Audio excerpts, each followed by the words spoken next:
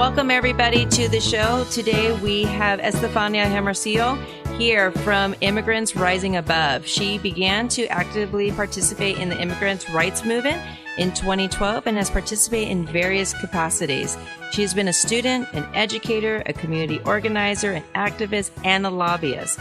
She believes that there is room for all types of participation and everyone can choose whether or not they want to participate and in what way. Estefania is the Community Education Coordinator, and welcome to the show. Yeah, thank you. Thank you. I'm really happy to be here. Yeah, so when I first met you, I knew you through E4FC, and your organization has gone through a huge change, and now you guys are Immigrants Rising, transforming lives through education. Can you talk about E4FC and how it started, and then how you are now Immigrants Rising?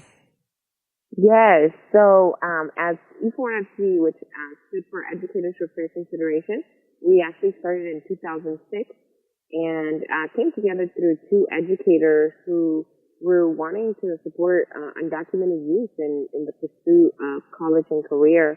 And the organization was really, the work of working with undocumented students at the time in 2006 was not as popular, or it was not something that everyone or many people were doing. We were really one of the first organizations to do that in San Francisco, and to do that so directly and for the whole purpose of supporting undocumented youth. So Educators for Fair Consideration really pointed to that the support that we received was from educators. Educators were leading the work. Educators created different resources and conferences to support other educators. It was very educator-focused organization. And then through time, more programs started to develop, and we came across an issue. People could not remember E4FC. And they knew our logo, which was a flag, a brown and blue flag with their stars, but they couldn't remember if it was EFC, EF4C, E4FC. I'm the person that goes and facilitates or leads different presentations throughout the state. And the same thing, people would introduce us and then say EFC. Yeah. And we were ready. We were ready for a change. We were ready for, a shift. And Immigrants Rising then really came at a perfect time for us to change. We underwent an entire communications overturn. We looked at what really do we stand for, who's really at the front of our work. We just took time to do this intentional looking into our organization, and really saw that it was time for us to also change our name. And Immigrants Rising is what came out of that. We wanted people to know that we were an organization for immigrants, led by immigrants, by undocumented young people. And we brought media, way more media, in the form of videos, in the form of social media, and are making sure that we reach as many people through those outlets now. And our website is just it was a huge shift away from the previous one that we had. And then now we have an updated one that looks more like a current website. Yeah. Yeah. So we've made all those changes. But we say it's the same community, but just with new tools and resources. Right. So you guys are on community. Yeah, so you guys are on Facebook, Twitter, Google+, and your website is immigrants with an S at the end, rising.org, correct?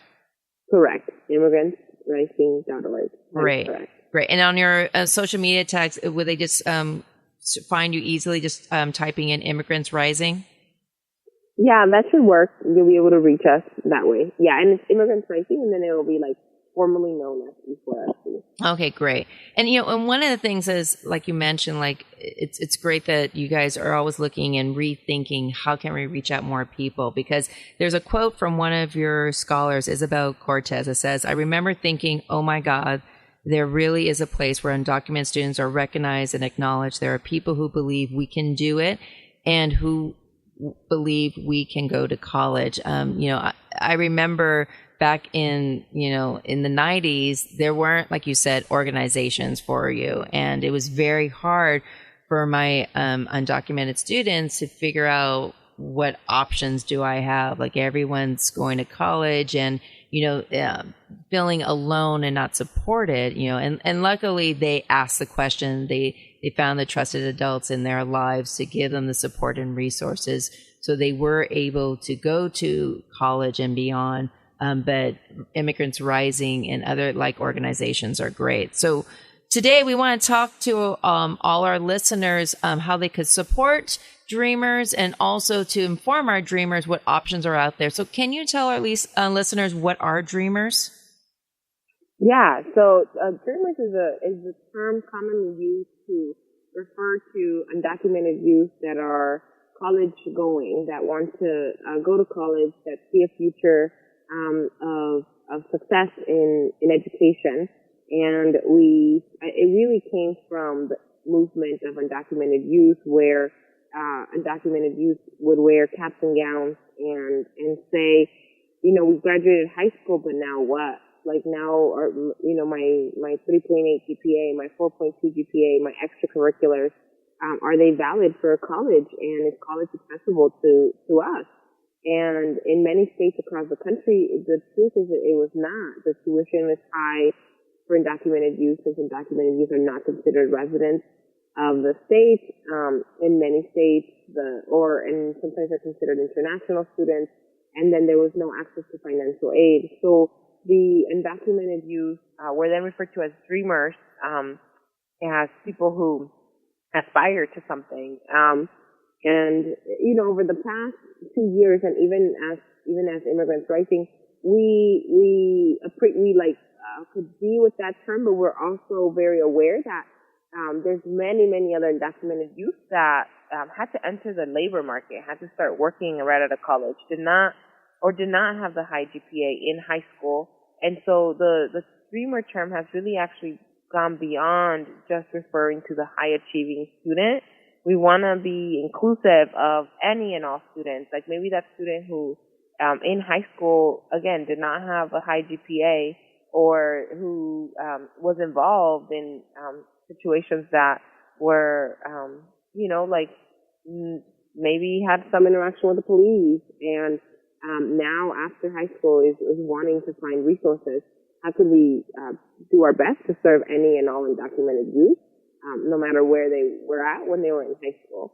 And I think that's where Immigrants Rising comes into play, where we've also focused on not only education, but also then career and making a living, and how do you find ways to make a living? And that's been the exciting part and shift of our organization as well. Yeah, I mean, organizations like yourselves have fought so long, because there's, a lot of people don't realize, like in California, especially in the 90s, people had to pay out-of-state tuition, even if they had the 4.0 or 3.0. And so it was really challenging economically for people to have options. And definitely that has changed a lot of different opportunities in many states, especially in California. But also people get confused. So what is the difference between Dreamers and DACA? Yeah, so really what that's pointing to is the difference between the California Dream Act and DACA. So the term, Dreamers advocated for resources, we advocated for our desire to go into college, right? Well, in 2012, President Obama gave an executive order called DACA, Deferred Action for Childhood Arrivals. And that, what it really did is it actually provided protection from deportation and a work authorization. It was those two things. Now, many people, when DACA came into place, then used DACA, like across the country, to say, wow, now that you have protection from deportation and permission to work here, some universities across the country or some states made DACA an eligibility to get financial aid, to get them money to go to school. In California, though, there's a different policy called the California Dream Act. And to be eligible for the California Dream Act, you really needed to just been a student that has gone through high school for 3 years or has gone through the educational system in California for 3 years to be eligible for the California Dream Act, which is money to go to school. So again, DACA is the work authorization and protection from deportation. That came through in 2012. And then the California Dream Act of California, it's really if you've been through a California educational system for 3 years and then got the GED or the high school diploma or an AA here in California, then you would be eligible for financial aid. And again, you could look at our website to really get the nitty-gritty details, or you could even look at my email and send me an email at that, and it's Estefania@immigrantsrising.org to fully understand what the differences are. But people often confuse the two, think that if I don't have DACA, I can't go to school because I'm not eligible, but it's actually not the case. There you could be eligible for many resources even without DACA. Yeah, that's the beautiful thing about California is that they created the California Dream Act financial aid application for California residents. And a lot of times I tell my dreamers that when they say residents, it means that you live here, not that you have permanent residency or you have the paperwork, as some other individuals may have for that. So there is definitely an option. And can you talk to some of our listeners who may be dreamers? Because, one thing that's great about your website is right up on the top tab, it has updates. So DACA renewals, DACA applications, so how can they find out what's going on? Because it's so fluid, what's happening, regarding about applying for DACA and whether they should or whether they shouldn't. Yes. Well, for now, if you are submitting a renewal, definitely move forward with renewing your DACA application. On our website, we do stay pretty current. So even if you go on immigrantsrising.org, there will be updates there. You just click on updates and you'll be able to find relevant resources. I recommend you, if you're an undocumented youth or, even if you're not even sure about what your status is, you want to make sure, you want to be aware of what it is, your immigration status. And I know that when I was in high school, I didn't really think much about it. I was just, I'm here. I know, right. I was worried about soccer and I was worried about my classes. I wasn't thinking about my status. But if you, just if you're listening to this and want to be proactive, you could fill out it's called our immigration intake form.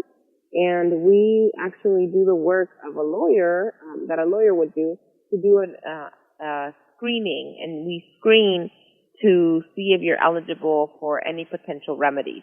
Now, our work, we're not an actual lawyer, but what we have is we have people that are BIA accredited. We have people that are very qualified to see if you're eligible for any immigration remedy so that you could then go to a lawyer to follow through on your case. And we have found many people who, through doing our intake, discover that they're eligible for something like a juvenile status visa or a U visa or another visa option that they didn't know they were eligible for. So as an undocumented student, you do want to be looking for, is there any immigration remedy for me that I did not even know existed? And there might be, so I would encourage you to fill out the legal intake form. Right, and that's on immigrantsrising.org under your services, and then just click on the link Immigration Legal Intake Service, correct? Correct. Okay. That is correct. Great. And then also I think for our listeners, if you happen to just be listening to this podcast and you're a senior, it's like, I didn't realize I was undocumented. You're not alone. I think every so often I have a senior because their families didn't want to add that stress on their child or information. So if you're not sure, just look at the information and the resources because here on immigrantsrising.org, there's a lot out there. So can you talk about some current options that college-bound dreamers do have? Because there's a lot of miscommunication or even lack of communication of college option for dreamers. So you kind of hinted on some of them, but if I'm a dreamer, can I reach for an Ivy League school to a UC, a CSU, or an out-of-state school? What are some of my options that are available for me as a dreamer? Yes. So if you're, you want to go to college or you're applying to go to college, you could definitely go